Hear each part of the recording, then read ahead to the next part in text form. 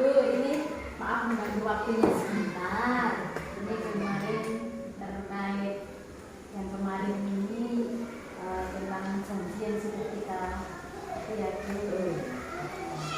apa tadi hari ini? Alhamdulillah baik dan sehat. Seperti janji kita kemarin yaitu hari ini saya akan melakukan wawancara kepada Ibu terkait tentang dilema etika dan rujukan era. Insya Allah saya siap untuk diwawancara ini.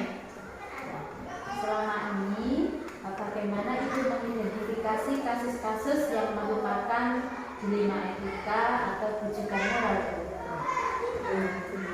Untuk kasus-kasus dilema etika itu kita harus kasus yang benar dan melawan benar itu, tapi kadang bertentangan dengan moral itu memang kita harus harus tahu faktanya itu kasusnya seperti apa, kemudian siapa yang terlibat, kemudian kita membuat alternatif solusinya dan membuat keputusan, juga merefleksi keputusan yang pernah kita ambil. Kemudian untuk apa tadi yang rujukan moral itu memang kasus benar melawan salah, jadi kita harus mengambil keputusan benar melawan kasus salah itu. Ya, tadi sudah harus ada faktanya terlebih dahulu. Iya. Tidak hanya jarine seperti itu ya. Kita harus ada fakta yang betul-betul ada, tahu, tidak dari orang lain. Ya. Berarti selama ini sudah mengidentifikasi kasus-kasus tersebut. Kemudian dalam menjalankan suatu pengambilan keputusan di sekolah ya Bu, terutama dalam kasus-kasus ada dua kepentingan yang mungkin sama-sama benar ataupun sama-sama mengandung nilai kebajikan seperti itu Bu. Yang seperti apa menurut Ibu? Ya, itu kasus-kasus yang kadang mengandung sama-sama benar tapi bertentangan dengan moral, itu memang sulit kita mengambil keputusan, tapi kita lihat dulu faktanya apa yang terjadi, kemudian itu tadi siapa-siapa yang terlibat, kita baru bisa memberikan alternatif solusi bagaimana solusinya dan mengambil keputusan, merefleksi apa yang keputusan yang telah kita ambil. Berarti Bu Min di sini sudah mengumpulkan fakta-fakta yang terjadi di lapangan juga, kemudian mengidentifikasi pihak-pihak yang akan terlibat di situ ya Bu. Dalam pengambilan keputusan ternyata kita tidak boleh gegabah juga ya Bu. Iya, kita harus tahu faktanya dulu.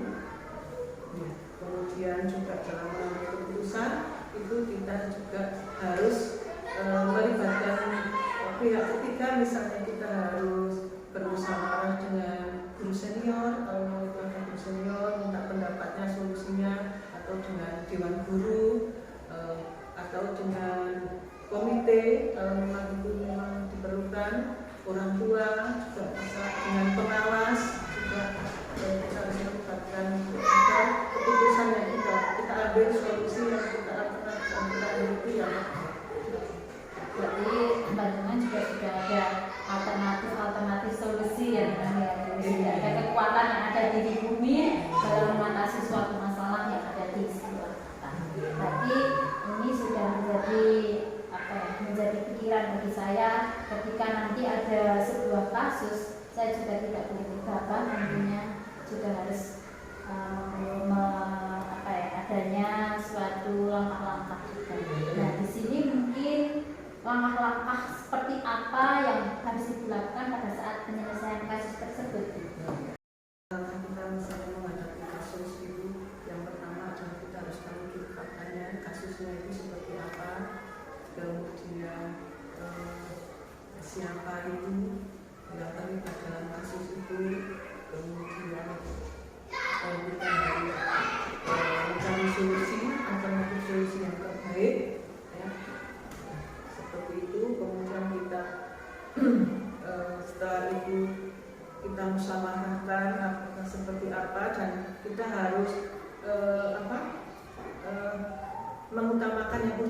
yang urgent dulu, kasus yang paling urgent yang harus kita selesaikan.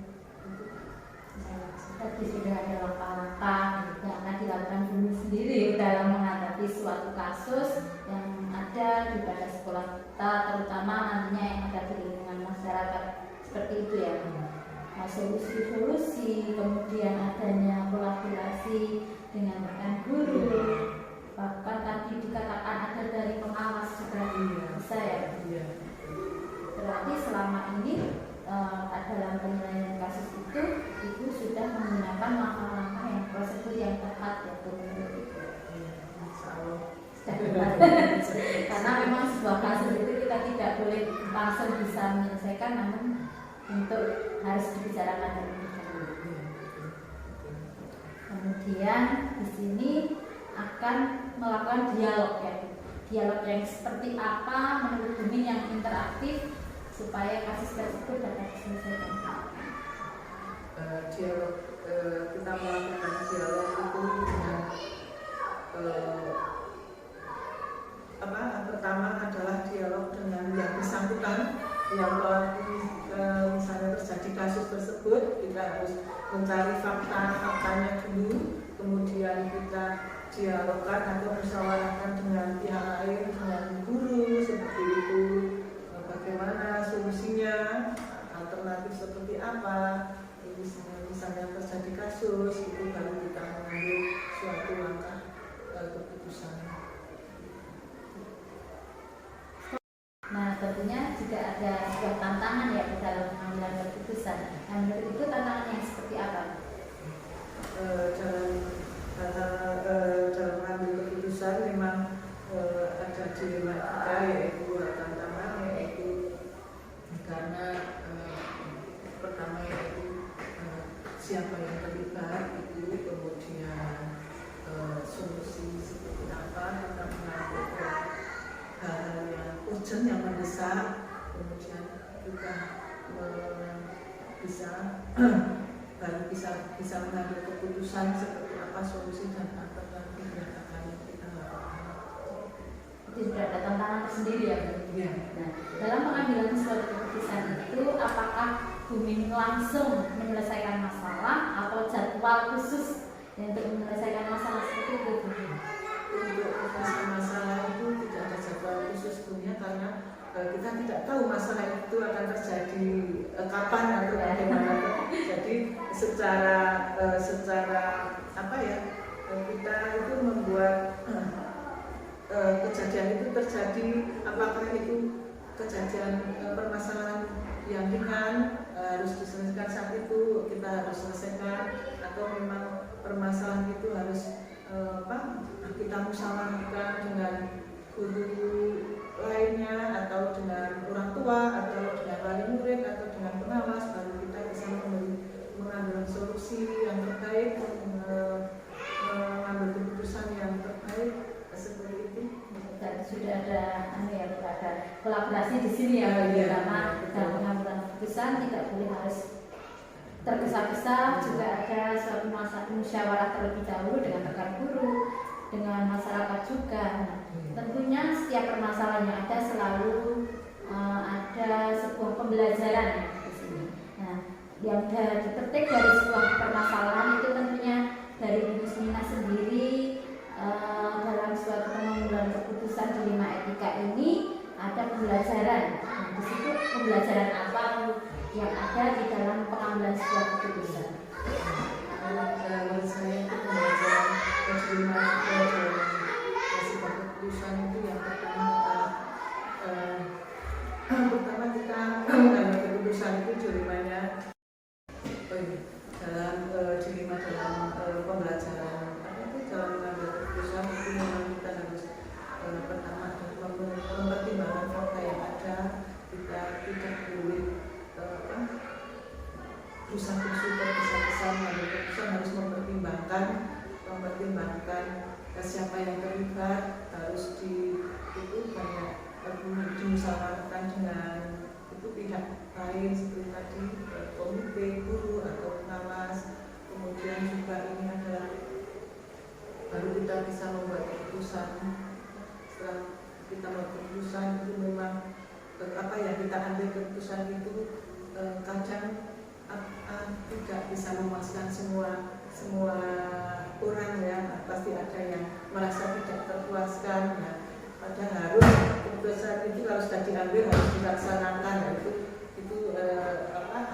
dilema itu Ya, betul sekali. Ternyata banyak sekali pelajaran juga hari ini untuk saya, karena saya dapat belajar dari Bu Musmina sendiri bagaimana nantinya dalam menerapkan suatu etika moral di sini, kemudian rujukan moral dilema etika seperti apa, itu yang dapat saya ambil juga pembelajaran hari ini. Tentunya Bumi, terima kasih sekali atas waktunya.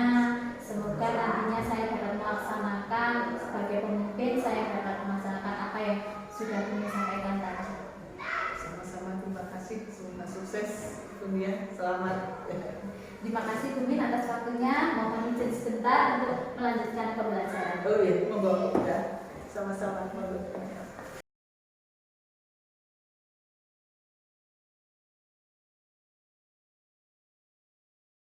Assalamualaikum. Waalaikumsalam warahmatullahi wabarakatuh. Monggo Buni Apinara. Bu, maaf saya dari SD Danrejo yang kemarin WA Ibu terkait untuk wawancara dilema etika. Oh ya, Seperti itu. silakan masuk.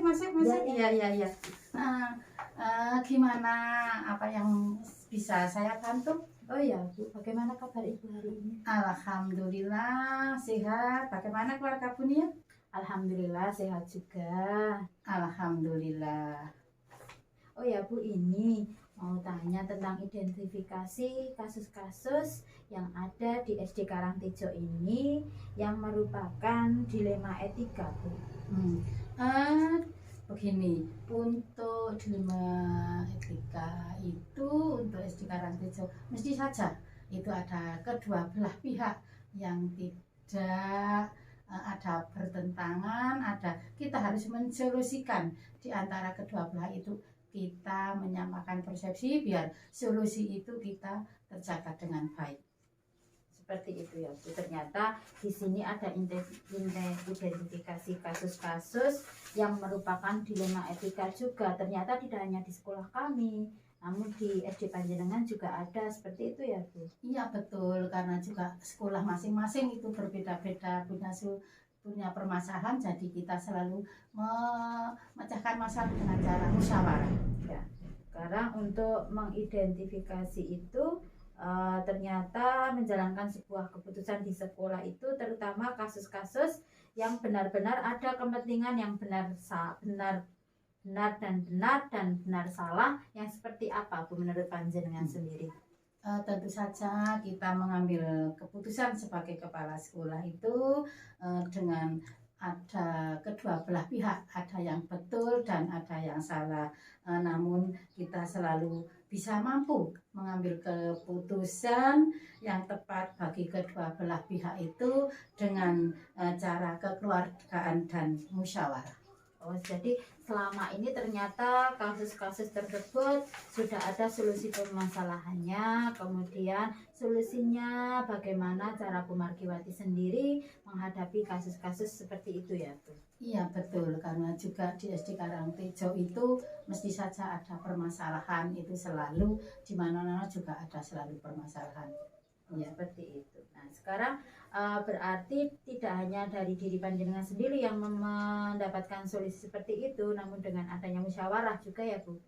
Iya betul, kita selalu bermusyawarah dengan teman-teman, juga kita memunculkan solusi itu bisa diterima dari kedua belah pihak, dengan kita memberikan bimbingan dan kita bisa agar nantinya tidak menimbulkan perselisihan lagi di kedua belah pihak tersebut. Nah, ya, bagus sekali. Kemudian bagaimana langkah-langkah Bu untuk menghadapi yang seperti apa yang Bu Margi lakukan? Dengan cara Melakukan apa Bu? Dengan cara bagaimana melakukan apa? Dengan cara kita selalu musyawarah dengan memunculkan solusi itu kepada kedua belah pihak dengan cara memberikan bimbingan dan secara komprehensif kita selalu agar tidak menimbulkan perselisihan lagi antara kedua belah pihak, kita selalu bermusyawarah itu Bu. Sekarang musyawarah dengan siapa saja Bu kalau saya tahu? Kita selalu bermusyawarah dengan warga sekolah, juga ada komite sekolah, juga kadang ada penjaga sekolah.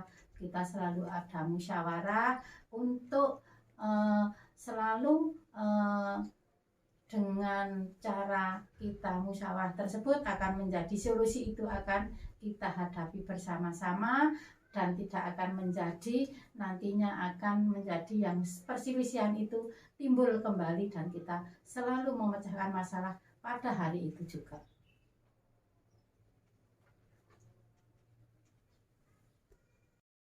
Nah sekarang gini ya Bu, tadi sudah berbicara dengan langkah-langkah yang terakhir. Nah yang saya mau tanyakan, hal-hal apa yang menjadi sebuah tantangan dalam pengambilan suatu keputusan pada kasus-kasus dilema etika ini? Itu Benia, itu dalam kita selalu harus bisa mengambil keputusan itu dengan kita harus dengan kedua belah pihak itu juga harus baik semua, karena kita juga mendapat dukungan, membutuhkan juga dukungan dari semua yang positif dari semua warga sekolah. Dan itu contoh juga ada kasus di SD Negeri Karangtejo, itu ada anak yang memang tidak bisa membaca sama sekali, namun juga anak itu karena juga kalau tidak dinaikkan bagaimana, itu nanti kita juga takutnya itu juga itu menjadi dilema daripada sekolah kami nanti tidak akan mendapat tambahan siswa, itu terus itu termasuk dilema itu punya. Terus ya itu kami juga kita dinaikkan saja biar tidak mempunyai dilema, sebetulnya itu juga dilema dari SD Negeri Karangtejo.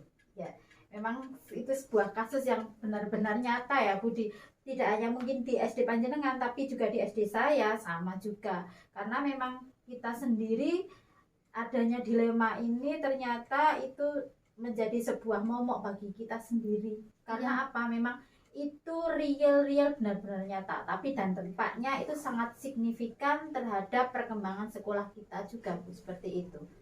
Ya betul sekali, itu adalah kenyataan yang apa yang di sekolah kami seperti itu juga selalu bermusyawarah dengan teman-teman. Namun ada salah satu guru juga mengeluh, bagaimana ini Bu, karena ini juga tidak bisa apa-apa, kalau tidak dinaikkan juga saya bingung, kalau dinaikkan bingung juga. Nah ini bagaimana solusi, itu termasuk dilema etika, itu termasuk itu salah satunya. Iya, karena memang itu sendiri memang harus dituntaskan terhadap permasalahan solusi yang ada di setiap masing-masing SD. Ya, nah betul, terkait dari hal-hal tantangan tersebut, tentunya dalam sebuah penyelesaian masalah itu apakah Ibu langsung menyelesaikan atau mempunyai jadwal khusus Bu untuk dalam menyelesaikan suatu masalah tersebut?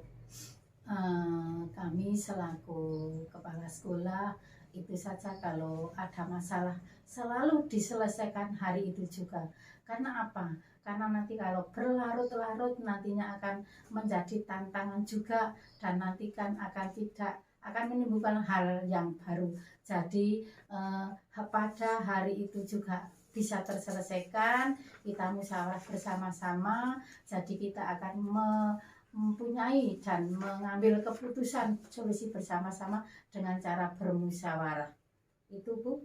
Oh ya, berarti di situ langsung ya Bu, dalam pengambilan suatu keputusan berarti ada masalah sudah dimusyawarahkan dengan rekan, dengan komite mungkin, serta dengan tokoh masyarakat setempat, nanti akan memberikan solusi yang tepat seperti itu ya. Nah sekarang dari sini faktor-faktor atau siapa saja yang dapat membantu dalam memecahkan masalah yang pernah Ibu tangani atau pernah Ibu mendapatkan solusi? Betul sekali, itu tadi saya selaku kepala sekolah SD Negeri Karangtejo tidak lepas dari selalu musyawarah dengan warga, guru-guru, penjaga sekolah, serta komite sekolah. Kadang juga ada guru TK, ada guru PAUD, itu selalu bermusyawarah kalau ada tantangan yang harus diselesaikan pada hari itu. Dengan catatan itu biar tidak berlarut-larut, jadi satu hari itu langsung bisa terselesaikan dengan musyawarah dengan cara baik-baik. Oh, berarti di sini jika guru PAUD juga sama ya Bu, bisa dijadikan suatu alternatif dalam memecahkan suatu masalah seperti itu. Iya betul, karena SD Negeri Karangtejo itu satu atap atau satu sekolahan itu di lokasinya dari SD. Ya Bu, dari tadi sebuah ada tantangan, ada langkah juga, kemudian sudah ada solusi, kemudian siapa saja yang terlibat di situ. Nah, sekarang dari semua hal yang sudah disampaikan oleh Bu Margi sendiri, pembelajaran apa Bu yang dipetik dari beberapa kasus yang pernah diambil keputusannya dalam dilema etika ini Bu? Saya sebagai pemimpin di sekolah itu, yang saya petik dan sangat berguna sekali itu adalah kita selalu bermusyawarah, bersepakat, dan mengambil solusi dan mengambil keputusan itu tidak saya sendiri, tapi dengan cara bermusyawarah, mengambil mufakat, dan keputusan itu berdasarkan bersama-sama, baik itu warga sekolah, komite maupun warga TK maupun warga PAUD, itu sering bersama-sama musyawarah. Jadi kita yang bisa mengambil hikmah, dan itu nantinya kita akan menjadi tanggung jawab yang sangat-sangat berharga, karena kita selalu adanya musyawarah, bukan berdiri sendiri. Itu Bu. Berarti di sini ada kolaborasi ya Bu, kolaborasi yang sinergi antara beberapa pihak sekolah, antara internal sekolah, stakeholder yang ada di sekolah, kemudian baru ke masyarakat. Seperti itu ya Bu ternyata. Betul sekali Bu Nia, karena kita warga sekolah itu tentu saja punya keluarga juga, keluarganya adalah keluarga sekolah, keluarga TK, keluarga PAUD, juga lingkungan keluarga, terutama juga nanti ada itu lingkungan sekolah itu ada kebetulan SD Karangtejo itu ketepatannya bersebelahan dengan rumah Bapak Kepala Desa. Jadi kita kadang ketemu Bapak Kepala Desa, bisa berbincang-bincang. Jadi kita kadang ada permasalahan sedikit, kita juga sering berwawancara lewat telepon maupun sharing di jalan ketemu. Kita juga kadang bisa akan menginspirasi kita bersama. Kepala Desa juga bisa memberikan solusi juga. Sekali sudah dari perangkat juga ya Bu, di sini sudah ada banyak sekali masukan-masukan, mungkin saran untuk memberikan sebuah keputusan untuk menghadapi sebuah permasalahan seperti itu ya. Iya betul sekali, karena kita sebagai warga itu dekat sekali dengan masyarakat, itu tidak lepas dari masyarakat, dan kita selalu bermusyawarah untuk mengambil keputusan. Ya. Nah, seperti itu Bu, mungkin yang dapat tadi saya gali, identifikasi juga. Nah, di sini Bu saya juga mengambil pelajaran, suatu pembelajaran bahwa nantinya jika saya itu menjadi seorang pemimpin, juga saya akan mengambil pembelajaran dari tadi yang Bu Margi utarakan seperti itu ya Bu. Mungkin nanti akan menjadi pengalaman yang sangat berharga juga bagi saya. Terima kasih atas waktu yang diberikan kepada saya. Mungkin dari kesibukan Bu Margi ada beberapa sedikit waktu untuk saya wawancarai, seperti itu ya Bu. Saya mohon pamit juga di sini karena saya harus melanjutkan perjalanan ya Bu, seperti itu. Oh ya, terima kasih Bu Nia, tapi minta maaf sebelumnya saya memakai pakaian kaos bukan karena juga kita tadi bersama-sama dengan anak-anak serta guru-guru itu kita kerja bakti untuk melaksanakan P5 terutama yang kelas 1 dan kelas 2